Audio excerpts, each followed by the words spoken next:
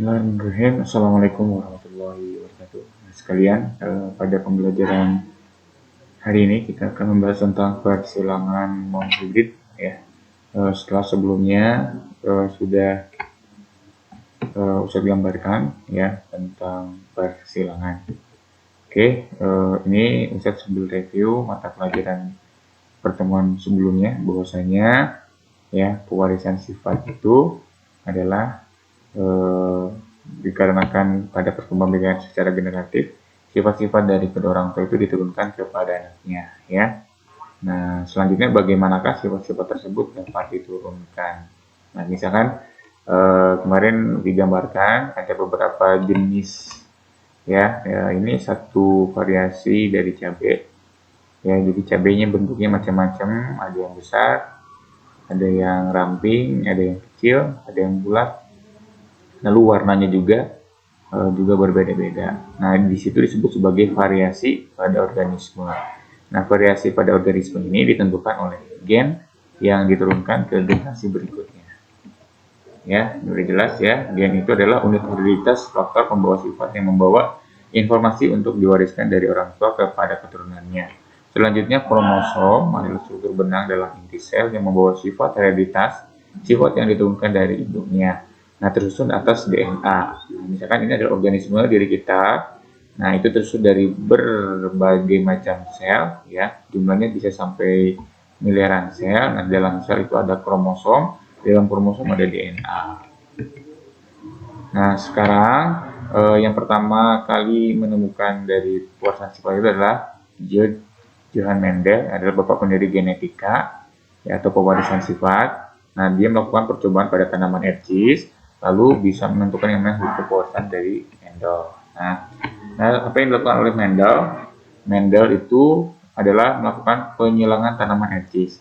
Nah, di sini ada tanaman kacang ercis, ya, di mana alasannya kenapa digunakan tanaman ercis dikarenakan sifat-sifat yang dapat dibedakan secara kontras. Misalkan kalau misalkan tanaman ercis ini bijinya bulat, maka ada tanaman ercis yang disilangkan dengan bijinya kisut.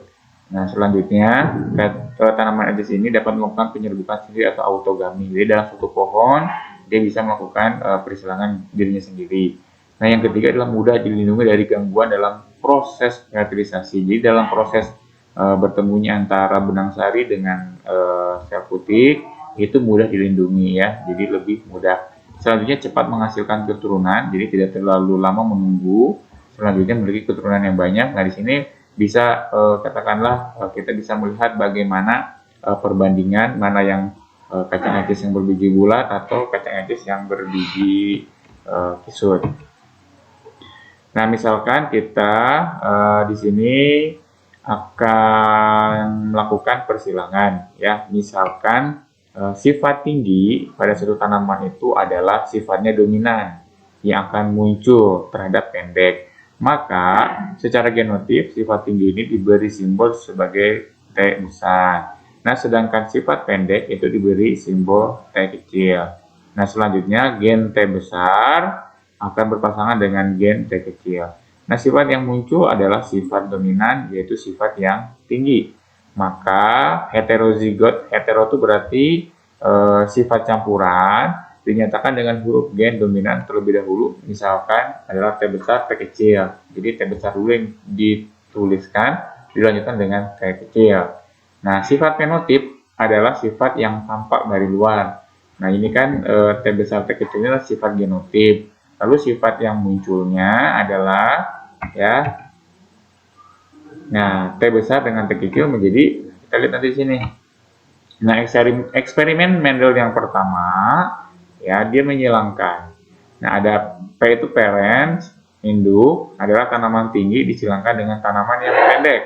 Nah, secara genotip dituliskan T besar, satu pasang ya, karena ini adalah sel tubuh, disilangkan dengan tanaman pendek T kecil. Nah, sel gametnya atau sel kelaminnya adalah setengah dari sel tubuh. Nah, maka dituliskan sebagai T besar. Lalu di sini tanaman sebelahnya adalah T kecil. Maka keturunan F1-nya, atau F1 adalah setelah melakukan fertilisasi, maka dituliskannya adalah T besar, T kecil.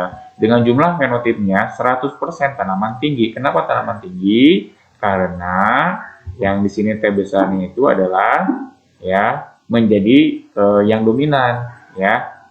Seperti itu. Jadi T kecilnya ketarik oleh yang T besar. Nah, ini seperti ini ya. Tanaman tinggi disilangkan dengan tanaman pendek yang menghasilkan tanaman yang tinggi ya secara fenotip. Karena kenapa? Karena disebut sebagai monohibrid dominan. Nah, lalu ya ketika kita ingin mengetahui dari keturunan yang kedua, maka sesama keturunan yang pertama disilangkan lagi ya. Yang 100% tanaman tinggi dengan fenotip tanaman tinggi, genotipnya T besar T kecil, itu akan disilangkan kembali. Nah, patternnya adalah yang induk tinggi disilangkan dengan tinggi. Nah, genotipnya adalah T besar T kecil disilangkan dengan T besar T kecil. Maka gametnya ada dua, ya. Kenapa? Karena dia heterozigot, ya. T besar dengan T kecil. Ini juga T besar dengan T kecil. Nah, sesama gamet itu disilangkan. T besar dengan T besar menghasilkan T besar T besar. T besar dengan T kecil menghasilkan T besar T kecil. T kecil dengan T besar menghasilkan T besar T kecil. T kecil dengan T kecil menghasilkan T kecil T kecil. Maka jumlahnya adalah T besar ada 1, T besar T kecil ada 2, T kecil ada 1. Nah, seperti ini ya. Jadi T besar dengan T besar menghasilkan T besar T besar. T besar dengan T kecil menghasilkan T besar T kecil. Selanjutnya T besar dengan T kecil menghasilkan T besar T kecil. T kecil dengan T kecil menghasilkan T kecil T kecil.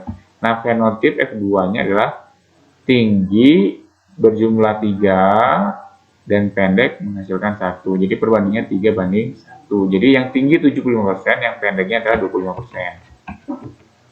Nah, selanjutnya di sini kita akan menentukan yang namanya hukum segregasi secara bebas, yaitu adalah hukum satu Mendel, di mana gen memiliki bentuk-bentuk alternatif yang mengatur variasi pada karakter. Nah, setiap individu membawa sepasang gen. Jadi, tadi ada T besar, T besar. Nah, satu dari induk jantan atau satu induk dari betina. Tadi dicontohkan T besarnya adalah jantan, T kecilnya adalah induk betina. Jika sepasang gen ini merupakan dua alel yang berbeda, alel dominan akan terekspresikan. Jadi, misalkan T besar, T kecil, maka yang terekspresikan adalah T besarnya saja. Jadi, yang terkecil tadi akan menjadi resesif atau tidak terekspresikan, tetap akan diwariskan pada gamet yang dibentuk.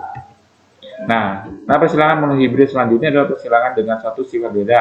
Misalkan persilangan monohibrid dominan penuh. Misalkan sebagai parentnya adalah bunga warna merah disilangkan dengan bunga warna putih. Genotipnya adalah M besar disilangkan dengan M kecil. Nah, maka fenotip atau keturunan yang pertama menghasilkan M besar M kecil, M besar M kecil, M besar M kecil, sejumlah 100% tanaman merah. Kenapa? Karena yang M besar dominan dibandingkan dengan M kecil. Jadi yang muncul adalah berwarna merah. Jadi warna putih tidak muncul pada F1, merah dominan terhadap putih. Nah, selanjutnya F1 yang berikutnya adalah apabila M besar M kecil sebagai keturunan yang pertama itu disilangkan dengan sesamanya.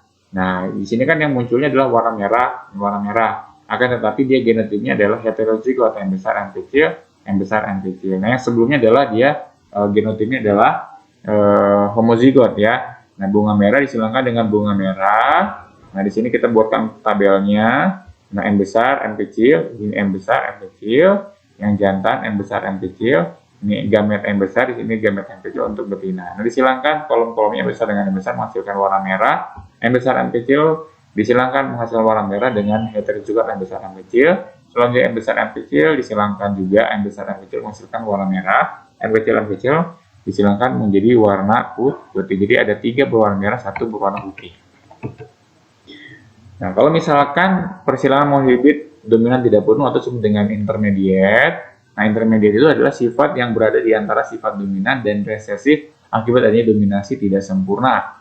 Nah, bedanya bagaimana? Bedanya nanti kita lihat ya. Untuk parentnya sama merah disilangkan dengan putih, genotipnya adalah M besar disilangkan dengan M kecil. Macam gametnya adalah homozigot, itu berarti 1 ya. Berarti M besar saja, dan ini juga homozigot berarti gametnya M kecil saja. Nah, menghasilkan turunan yang pertama adalah F1 M besar dengan M kecil. Nah, berbedanya adalah fenotipnya. Nah, fenotipnya berwarna merah muda. Nah, kalau sebelumnya kalau misalkan persilangan monohibrid dominan, maka disebut dengan merah. Nah, sedangkan persilangan monohibrid intermediate maka dia menjadi warna merah muda ya. Jadi mencampurkan antara kedua warna tadi. Nah, selanjutnya F1 dengan F1 sama disilangkan M besar M kecil disilangkan dengan M besar M kecil. Lalu fenotipnya adalah warna merah muda disilangkan dengan warna merah muda. Nah, genotip F1-nya adalah M besar M kecil disilangkan dengan M besar M kecil. Macam gametnya ada dua karena dia heterozigot, M besar dan M kecil. Ini juga sama M besar dan M kecil. Nah, selanjutnya ini dibuatkan tabelnya ya, gametnya M besar dan M kecil. Nah, selanjutnya M besar dengan M besar menghasilkan M besar M besar.